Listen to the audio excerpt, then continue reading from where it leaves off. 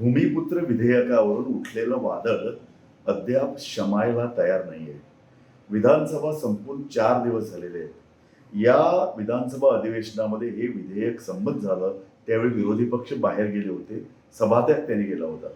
त्यानंतर वेगवेगळे घटक, समाजातील वेगवेगळे घटक त्याच्यामध्ये उठा आली, त्याच्यामध्ये आदिवासी संघटना आल्या आणि त्याच्यामध्ये सत्ताधारी पक्षातीलही सदस्य आहेत. ज्या संघटना सत्ताधारी पक्षाला निकट आहेत त्यांनीही राज्यपालांची भेट घेऊन हे विधेयक मागं घ्यावं अशा तऱ्हेचा रेटा लावलेला आहे. सर्व विरोधी पक्ष, गोव्यातील प्रमुख विरोधी पक्ष काँग्रेस, महाराष्ट्रातील गोमंतक पक्ष, गोवा फॉरवर्ड यांच्यासह आम आदमी पार्टीनं या विरोधात प्रखर भूमिका घेतलेली आहे. आम्ही आता भाजपचे जे अध्यक्ष आहेत सदानंद तानावडे यांच्याशी चर्चा केली. त्यांचं म्हणणं आहे की लोकांचा जो रोष आहे त्याच्यावरती आम्ही निश्चितपणे चर्चा करणार आहोत. याचा अर्थ असा आहे की सरकारला या विषयावरती माघार घ्यावी लागू शकते.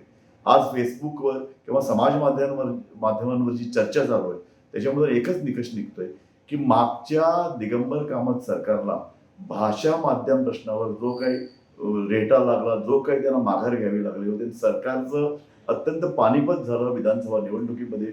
अशा तऱ्हेची परिस्थिती भाजपावर येऊ शकते. लोक जी चर्चा करतायत त्याचा चर्चेचा सूर तोच आहे.